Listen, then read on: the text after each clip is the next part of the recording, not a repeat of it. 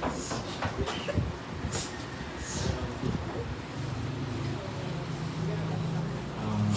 umaga po sa ating lahat mga kapatid. At sa report pilit na lagi sumusubaybay sa ating gawain. Magandang umaga rin po. Ang unang song na ating sa pangako yung maasa. Sa uling kanta po tayo po itatayo.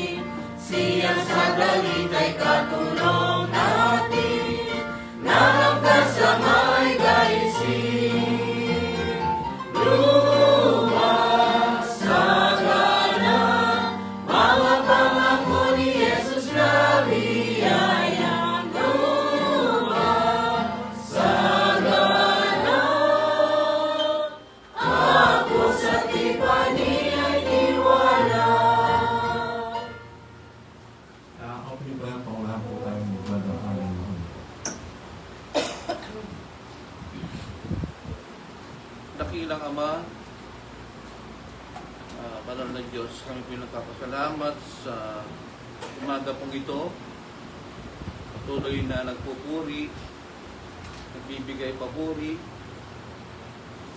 sa iyong kalwalatian.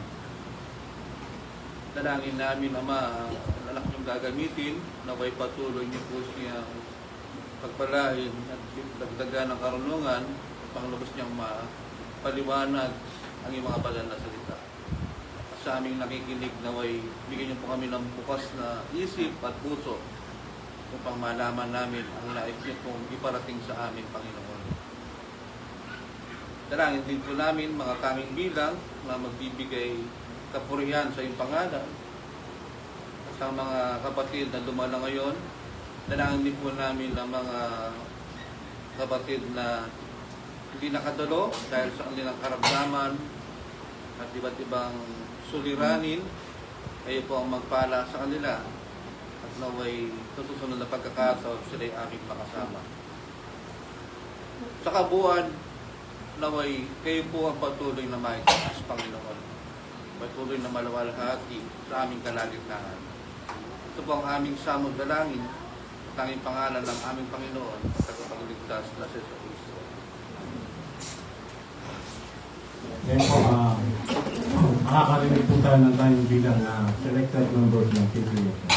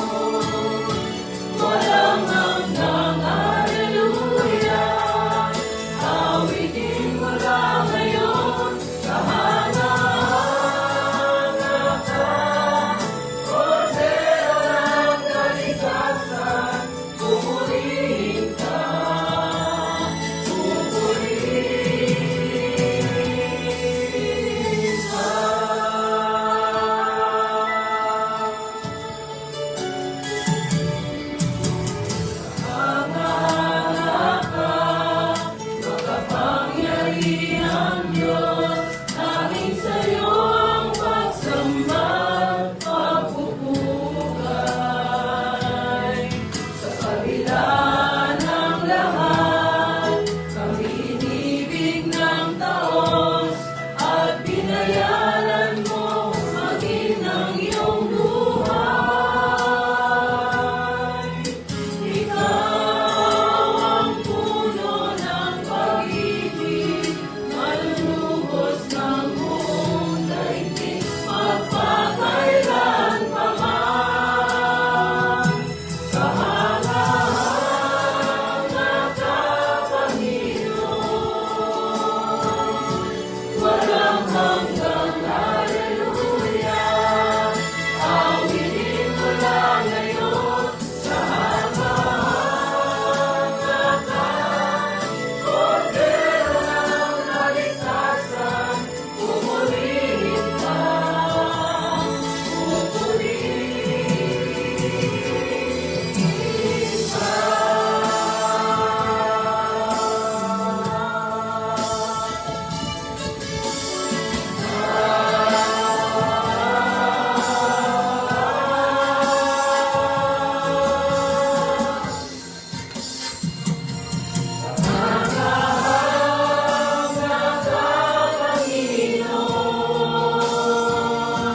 walang hanggang hallelujah. Awitin mo lang ngayon, kahanga-hanga ka, Kordero ng kaligtasan, pupurihin ka, pupurihin ka. Kahanga-hanga ka, Panginoon, walang hanggang hallelujah. Awitin mo lang ngayon, kahanga-hanga ka, Kordero ng kaligtasan, pupurihin ka, pupurihin ka.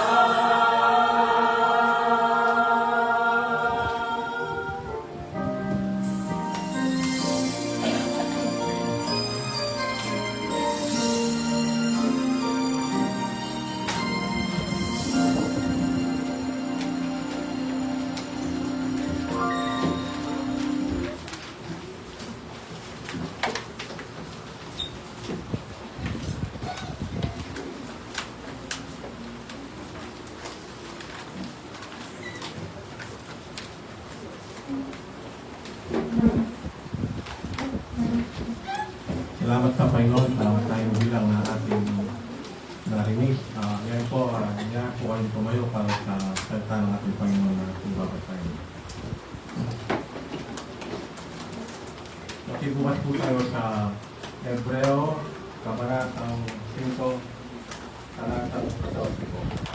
Hebreo chapter 5, verse 14 po. Wikang Tagalog po ang ating babasahin. Ito po ang nasasabi. Ngunit ang pagkain matigas ay sa mga may gulang at sa mga sweet at doon sa mga sa pamagitan ng pamilyasa at nangangasalay ng kanilang mga pakiramdam upang makilala ang mabuti at ang masama. Purihin po ang pagbabasa ng ating Panginoon. Kaya po, ihandaan natin ating puso at isip para magbigay ng salita ng ating Panginoon. Dito po, kukuhan lang ang kanyang salita. Brother Renato.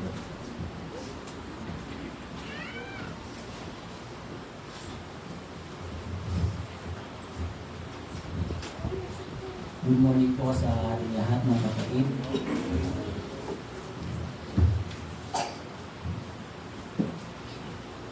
Ang natatandaan ko, kung nagsasalita ko, either sa tatlo ang absent. Halimbawa, wala si Brother Tommy, minsan wala si Brother Arnold, minsan wala si Brother Boy. Kasi meron kami iniikutang church na kung saan nakaschedule po kami for speaking. But today, kumpleto sila at may important pa. Magandang umaga po. Tinranslate ko siya sa wikang Tagalog, pero sa wikang Banyaga, ang spiritual na pamunawa ay spiritual discernment. Ano nga ba ang spiritual discernment? Kasi po, sa mundo ngayon, makikita natin nagkalat yung iba't ibang information. So, hindi mo alam kung minsan kung ano na ang totoo sa peke. Ngayon pa naman laganap yung mga issue ng fake news and other things about sa mga bagay-bagay na impormasyon na nakikita natin. So, paano natin madidistinguish ngayon ang totoo sa peke? Ang katotohanan, ang kasinungalingan sa katotohanan. Paano natin malalaman na kalooban ba ito ng Diyos o lalang lang ito ng Diablo? That is why it is very important for us to have spiritual discernment. Napakahalaga po. Spiritual discernment. Spiritual na pagkanawa. Spiritual discernment is ito ang kakayahang malaman kung ano ang mula sa Diyos at kung ano ang hindi. Yun ang spiritual discernment. Kakayahang malaman kung ano ang mula sa Diyos at kung ano man ang hindi. Ano ang magiging gabay natin sa pag-alam nito? Ang kanyang banal na spiritu at ang kanyang salita. So ngayong umaga po, ito yung ating tatalakayin. Ang sa gabay ng banal na spiritu ay makuha natin yung tunay na kahulugan kung bakit ang spiritual discernment ay kailangan sa buhay natin bilang mga Kristiyano. Tayo muna pinman lang. Dakilang naman namin Diyos, nagpapasalamat po kami sa pribileyo itinagkaloob mo po sa amin. Especially sa iyong lingkod, na itinahin mo po ngayong umaga.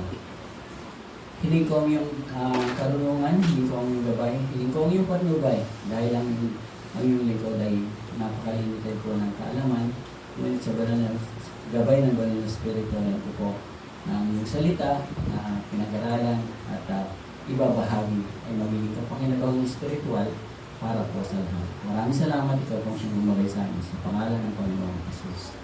Amen.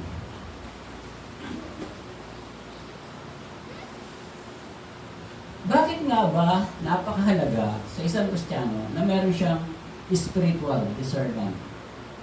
At paano mo ito? Paano natin ito mas mapapalago bilang isang Kristiyano? Sa ating binasa po, permit me to read yung lighter version. Meron akong lighter version. Ibig sabihin, simpleng salita ng Hebrews chapter 5 verse 14. At ang magbabasa po doon sa aking kinuha ng version ay ang matigas na pagkain ay para sa mga taong may sapat na gulang, na dahil sa pagsasanay ay nasanay ang kanilang mga pandama upang makilala ang mabuti at masama. Notice po yung word na makilala ang mabuti at masama. Ito po yung discernment.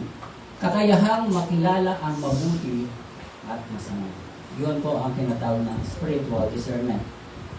Sabi po dito, yung mga tao daw that are spiritually mature, yung sinasabi na may sapat na gulang, spiritually matured, dahil sa pagsasanay, makikita po natin, those who are practicing the Word of God, trusting and obeying the Word of God, ito yung sinasabi ng Panginoon na nasanay ang kanilang mga pandama, yung mga taong exposed sa gawain ng Panginoon. Ito yung sinasabi niyang exposed to His work. The more daw na na-expose ang isang Kristiyano sa gawain ng Panginoon, the more na lumalalim yung kanyang spiritual discernment, spiritual na pangunawa sa mga salita ng Diyos. Lumalago yung kanyang spiritual discernment through exposing herself sa gawain ng Panginoon. Lalo siyang nagiging mature sa mga decisions niya, sa mga ginagawa niya bilang isang Kristiyano. Nagkakaroon siya ng malalim na discernment. Ngayon ang tanong, bakit ito mahalaga? Bakit mahalaga sa isang Kristiyano ang magkaroon ng spiritual discernment? Napaka-importante po at ito yung ating pag-aaralan. Number 1,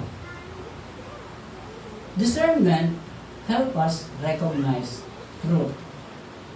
Discernment help us recognize truth. Sabi po niya sa 1 John chapter 4 verse 1, makibasa po kayo sa akin.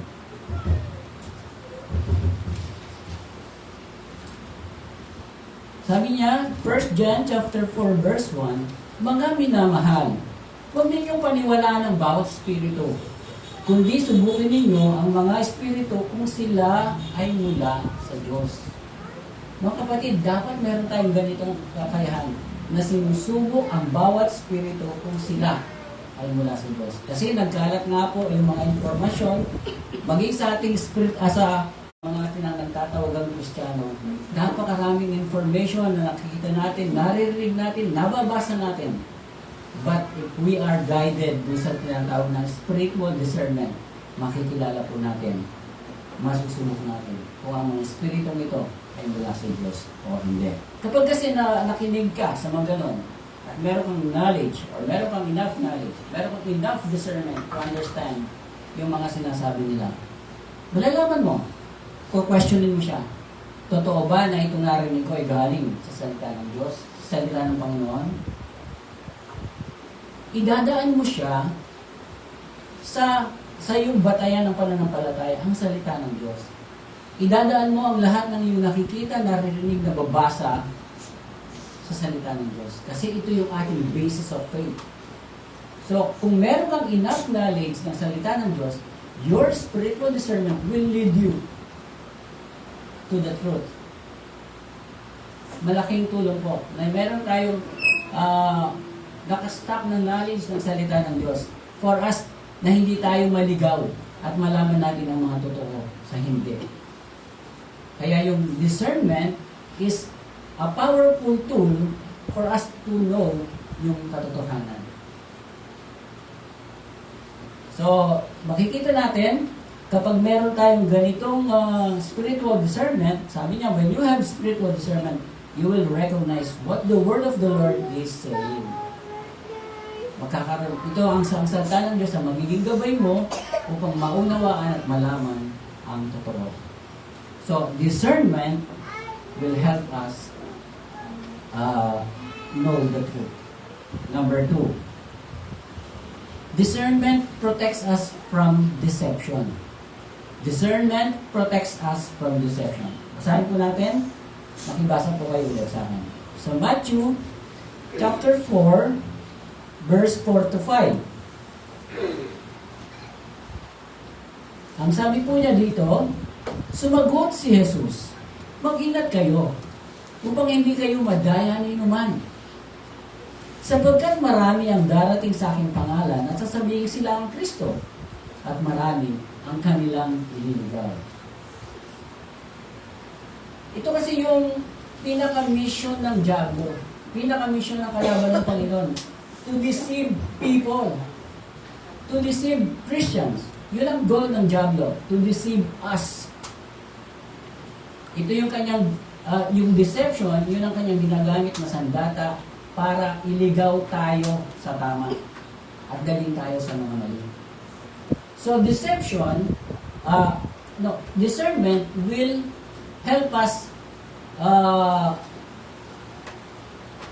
will protect us pala from deception. So yung discernment po, napaka-importante. Tignan natin, nung sa panahon ni Eva at ni Adan, anong deception ang ginawa ng God? Sabi niya, totoo ba? Totoo ba na pag hinayin mo yan ay mamamatay ka? Sinusubok niya. Dinadaya niya. Dinaya pala niya si Eva. Maring hindi. Maring hindi totoo yung sinasabi niya. Totoo ba? Nilalagay niya yung duda sa puso ng bawat Kristiyano, hindi sapat ang kakayahan o hindi sapat ang kaalaman sa kanyang salita. Kaya dapat talaga yung Kristiyano is always equipped with the knowledge of the Lord. Yung kanyang kakayahang maunawa ng salita ng Diyos. Yung kanyang kakayahan na intindihin ang salita ng Diyos para hindi siya malisib. Isa pa sa ginagawa ng diablo, minsan yung word na compromise, pinagmumukha niyang kalayaan. Madalas, sinasabi niya, oh, you only live once. Kailangan mag-join ka sa mundo. Gawin mo ang ginagawa ng mundo. Laging deception ang point ng diablo sa buhay ng isang Kristiyano. Totoo naman na minsan lang tayo mabuhay. But the problem is that kung hindi tayo marunong umunawa ng tama sa mali, nahuhulog tayo doon sa patibong ng pandaraya o deception ng diablo. Yung pride, minsan pinagmumukha niyang confidence. Kung hindi ka sinasabi sa sarili, wala akong pride. Pero inilalagay niya sa puso mo na hindi yan pride. Sige lang. Confidence yan. Pero ang sabi na salita ng Bible, ang salita ng Diyos, pride goeth before destruction. Kaya mag-ingat po tayo sa pag-analyze, pagtitingin sa mga bagay-bagay, kung ito ba ay pride na. Baka dinadaya na tayo ng diablo. Yung minsan, yung worldliness, pinagmumukha niyang real success. Sabi natin, minsan, pag meron ako ng lahat ng mga bagay, I am truly successful. Bakit? Kasi yun ang interpretation natin ng success. Having everything sa buhay natin. Pero ang sabi ng Panginoon, yung Panginoon, sa pinag-aralan natin sa last time nung nag-discuss ako about sa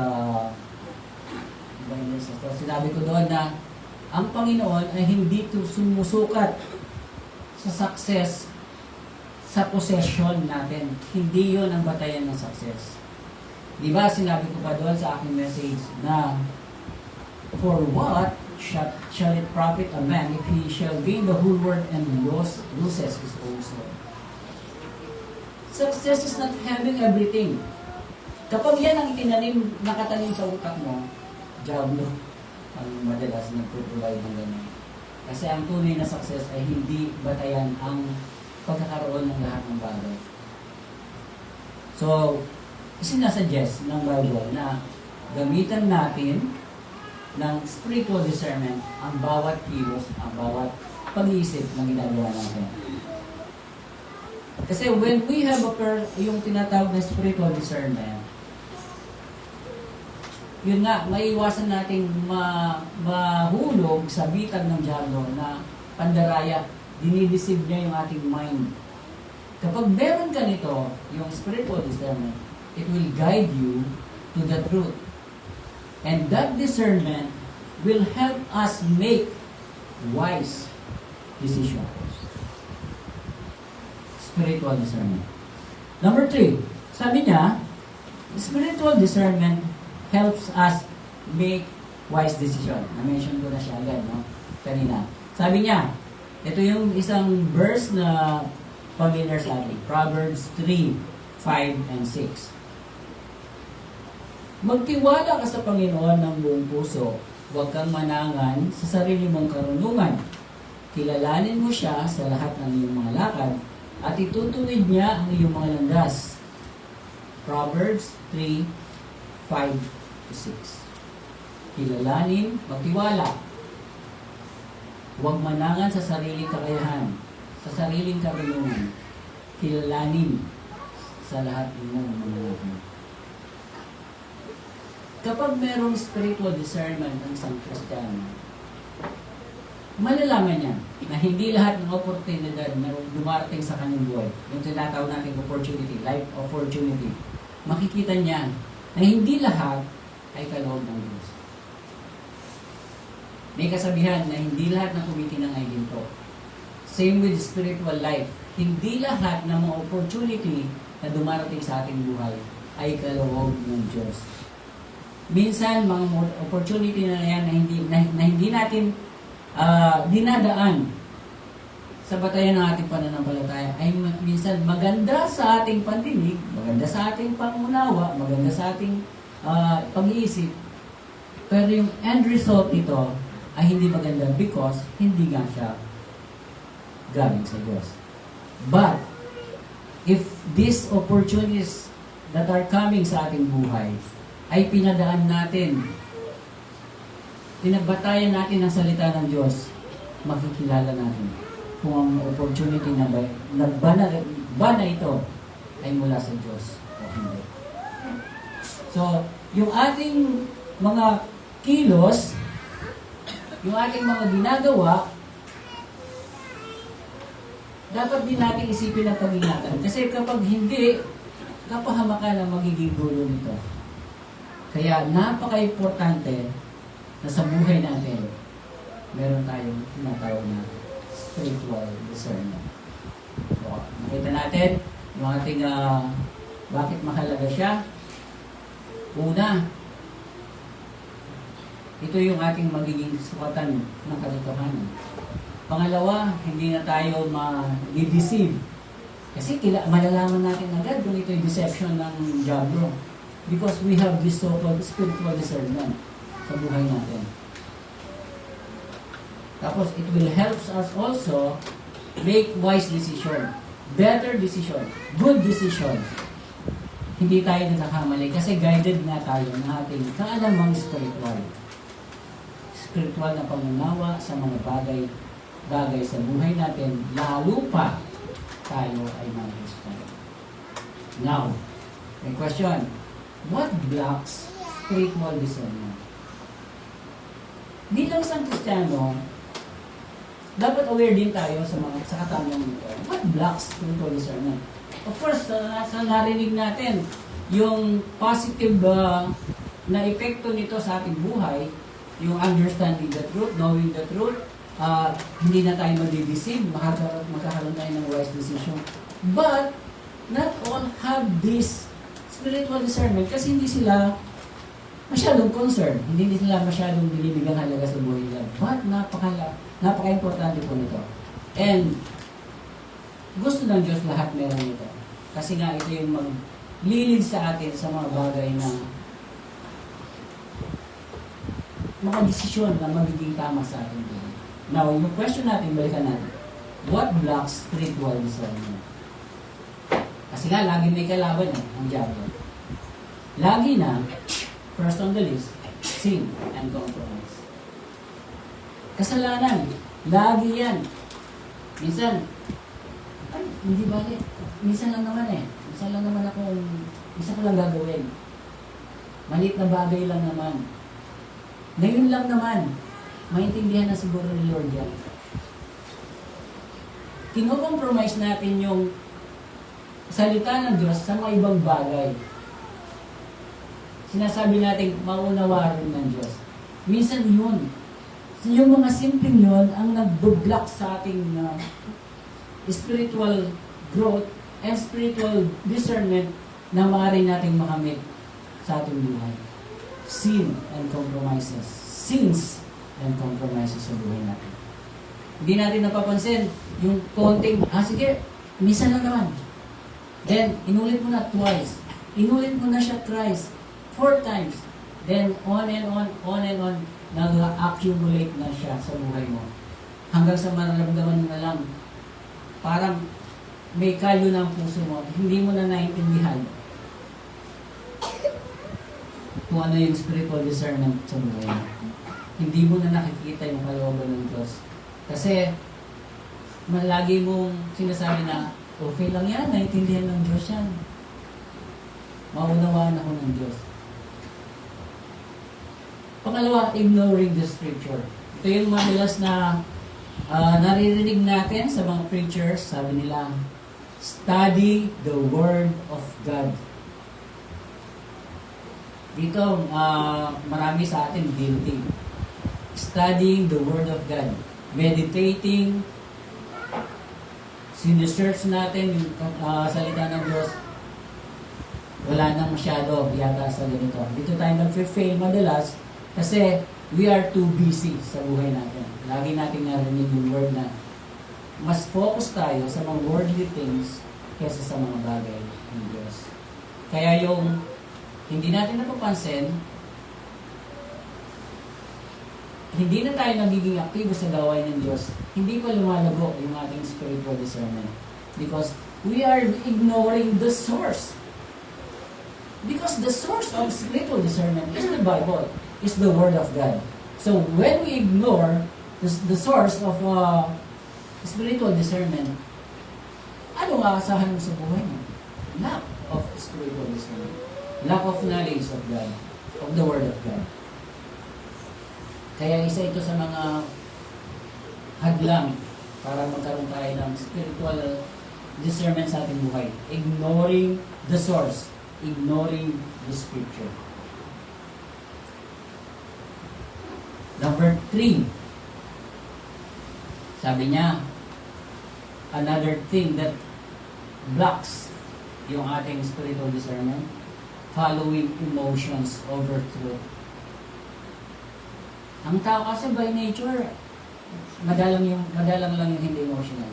Pero napaka-emotional natin. Napaka-emotional ng ating puso.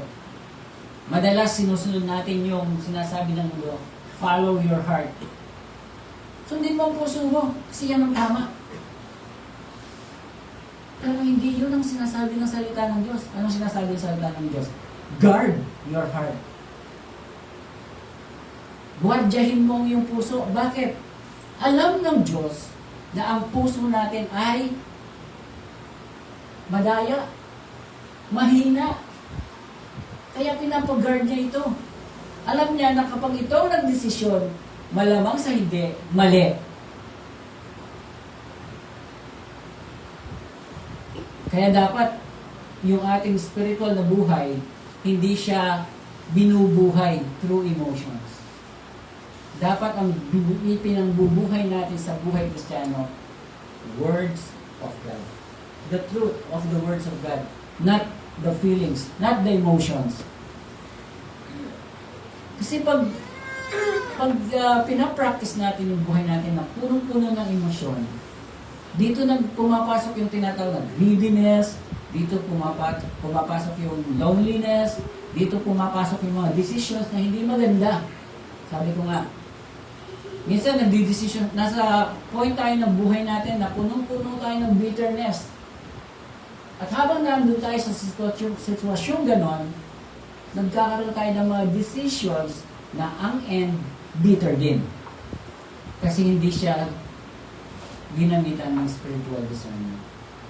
Following emotions over truth. Mag-ingat po tayo. Very deceitful ang emotion ng tao. It blocks spiritual discernment. So kung gusto po nating lumago yung ating spiritual na pangunawa, avoid decisions making na nakabase sa emotions lang natin.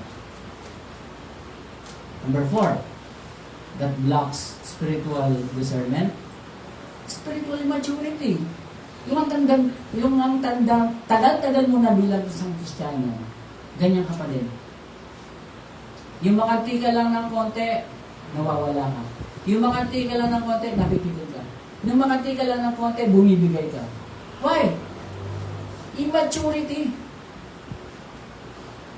Dahil sa tinagal-tagal mo na bilang Kristiyano, hindi na-develop yung knowledge mo sa salita ng Diyos. Ang alam mo lang, ligtas ka. Ang alam mo lang, sasamba ka. Ang alam mo lang, mag-attend ka. Hindi gano'n ang buhay spiritual. Meron pa. Marami pa. Nasain po natin. At kapag meron tayong gano'n, at pag nandun tayo sa sitwasyong spiritually mature tayo, definitely, wala tayong spiritual discernment. How can we have yung ganong discernment? Immature ka nga eh. Hindi ka nagnasang lumago sa pananampalataya. Those are the blockage na meron kapag lahat naman ito ay gawa ng diablo. Na gusto niya, wala talaga sa vocabulary niya na makita ang isang Kristiyano tumatayo, naninindigan, at may kakayahang umunawang spiritual. Ito yung mga hadlang para magkaroon tayo ng spiritual discernment. So, this is the final question. How to increase my spiritual discernment? How to increase our spiritual discernment? Importante po, binibigyan natin ng halaga yung spiritual discernment sa buhay. Kasi nga ito ay magbibigay sa atin ng parang status na kakayahang pag may dumating sa buhay mo, alam mo na kung tama siya o mali. So, alam mo na ang decision na gagawin mo. Because of that, ability to understand yung spiritual discernment na meron siya. Sabi natin kanina, yung spiritual discernment ay kakayahang malaman kung ano ang galing sa Diyos at kung ano ang hindi. So, paano ito i-increase? Ito yung positive. Kanina, yung blockage are negatives. Ito yung mga positive. Number one, lagi naman ito, first on the list of suggestion, spend time in God's Word. Lagi ito kasama sa list. Kasi nga, ang Word of God lang ang source natin ng kaalaman. Ang Word of God lang ang source natin ng discernment. Ang Word of God lang ang magdadala sa atin sa matured status ng buhay kung tayo ay well-versed, well-knowledgeable sa salita ng Diyos. Spend time. Spend time, sabi nga niya dito, eto, yung very familiar verse na binabasa natin lagi. Psalms 119, 105. Sabi niya, ang salita mo ay ilawan sa aking mga paa at liwanag sa aking landas. Alam po natin lahat ito mula sa awit. Memory verse natin minsan sa ating Bible study. Kasi totoo alam natin. Dito makikita natin, sabi niya, ang salita mo ay ilawan sa aking mga paa at liwanag sa aking landas. Makikita natin yung dalawang function ng liwanag. Number one, kapag malayo ang ilaw o liwanag, magsisilbi siyang gabay, guide. Ito yung ginagamit nila, yung mga lighthouses na pinapakita, may ilaw sa tuktok para sa mga fishermen, guide nila papunta doon sa place na yon, meaning doon yung place na dapat nilang gawin. Kapag ang ilaw naman ay malapit, ito ay nagiging liwanag. See this one? Nakikita ko ang binabasa ko. Nakikita ko kayo because mayroong light. So, kapag ang ilaw malayo, guide. Kapag ang ilaw malapit, nagbibigay liwanag. Ito yung gusto na ng Diyos sa atin. Basahin natin ang kanyang salita upang magkaroon tayo ng sapat na gabay at sapat na liwanag sa ating buhay spiritual. Kasi pag ganyan, pag merong liwanag ng salita ng Diyos at merong gabay ng salita ng Diyos, yun nga, yung kakayahan mo na makilala kung ang kasinungalingang kung ang information na ibinibigay sa iyo ay kasinungalingang mula sa diablo o katotohanan mula sa Diyos. Makakatulong po yun. So, spending time to read God's Word, number one factor para tayo ay lumago sa ating buhay spiritual at lumago yung ating kakayahang spiritual na kakayahan umunawa sa buhay natin. Number two, how to increase ito po sa under how to increase. Pray for wisdom and discernment. Pwede siyang hingin. Diba, si Haring Solomon, humingi siya ng wisdom. Humingi siya ng katalinuhan. Humingi siya ng kakayahan sa kanyang paghahari. At ito rin ang bilin ng Diyos sa atin sa James chapter 1 verse 5. Kung ang sino man sa inyo ay kulang ng karunungan, humingi siya sa Diyos. Yun po yung source natin. If we lack knowledge, humingi tayo sa Diyos. Ang context po ng James chapter 1, alam natin, sinulat ito sa mga persecuted Christians. At that time, sabi kasi, ni James, meron siyang verse doon, sabi niya, count it all joy, my brothers, when you fall into diverse trials of your life. Galing to sa James. Ito yung sinasabi na kapag ang isang Kristiyano dumarating sa mga trials of life, lagi natin itong dinidiscuss sa mga bagay-bagay na sa mga tumatayo sa likod ng pulpito. Humingi ng discernment. Kasi yung trials, kapag hindi mo naintindihan kung bakit yan binigay ng Diyos sa buhay mo, ibabagsak ka mo.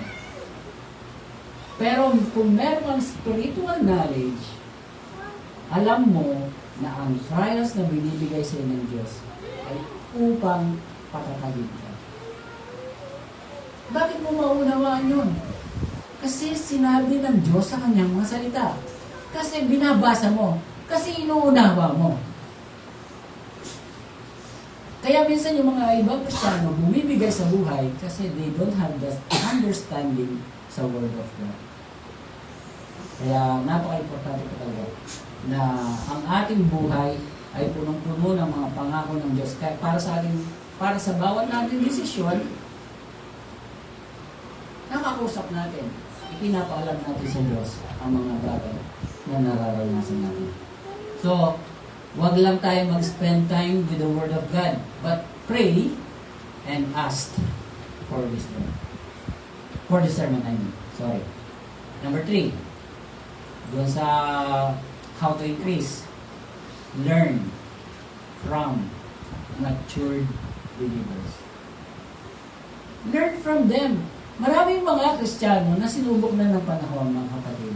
Pwede natin silang maging source of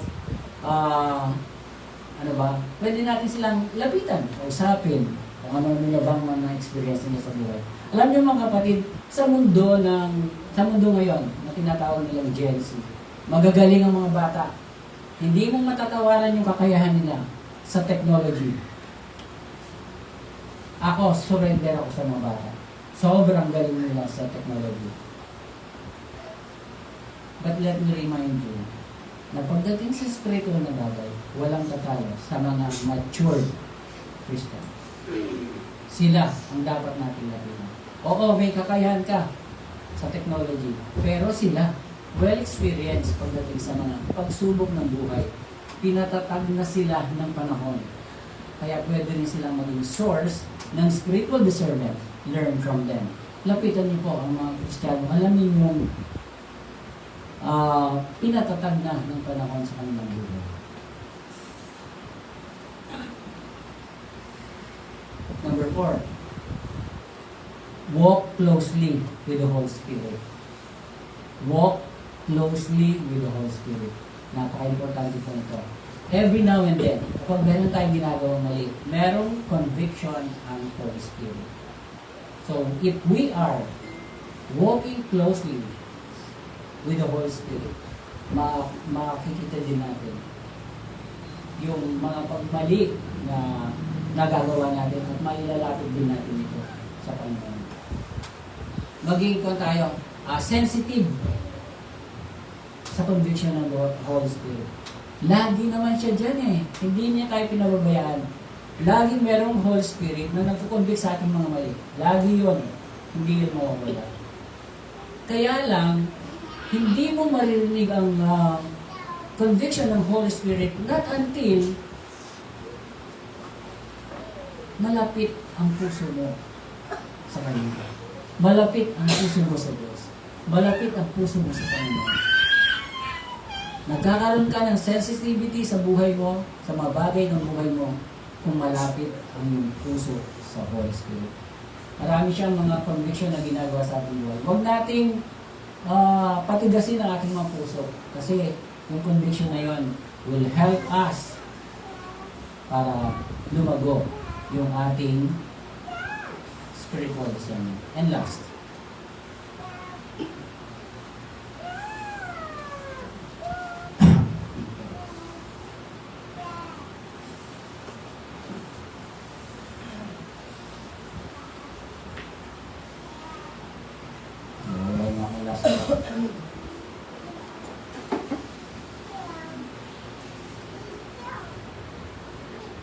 and last po is test everything. Ito yung pinakamatalinong move ng isang Kristiyano. Test everything. Kasi iba-iba yan. Sabi ko nga kanina, we are being provided of so many information. Iba-iba. Lahat na lang yata sa mundo ngayon, lalo na sa panahon ng Gen Z. Lahat vlogger, lahat may opinion, lahat may sinasabi, lahat may sariling ideya, may sariling plano, may sariling panukala. Kristiyano, test them. Test them. Sa salita ng Diyos. Maging matalino po tayo. Hindi lahat pinapaniwalaan. Hindi lahat pinapaniwalaan. Dapat alam mo kung kanino nanggaling ang impormasyon. Spiritual discernment. Napaka-importante po. Mga kapatid, bago tayo mag-close, meron mga ilang katanungan na akong iiwan for us to reflect. Di naman siya. Number one, may mga decisions ba ako ngayon na base lang sa feelings ko at hindi ko ito idinulog sa Panginoon? Feeling ko. May mga decisions ba ako ngayon na base lang sa feelings ko at hindi ko ito idinulog muna sa Panginoon? Meron po ba? Reflect on this. Number two, gaano tayo ka-dependent sa Word of God sa mga choices natin? Kasi ang life is full of choices. Every now and then, we have to choose kung ano ang ating magiging decision. Ang tanong, gaano ka-dependent? Gaano tayo ka-dependent sa Word of God sa mga choices natin ngayon? Number three, ang lifestyle ko ba? Tayo.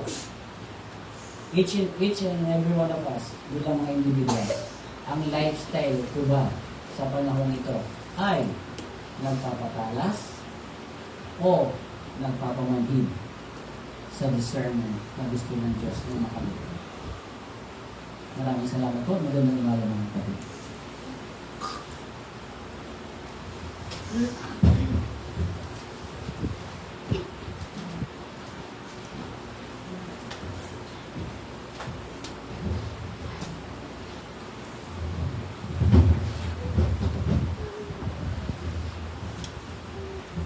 Maraming salamat po sa mga maraming salita na ating narinig. Ngayon po, habang pinagburabuyan po natin ang kanyang mga maraming salita, awit po tayo sa closing song. Magtiwala at sumunod.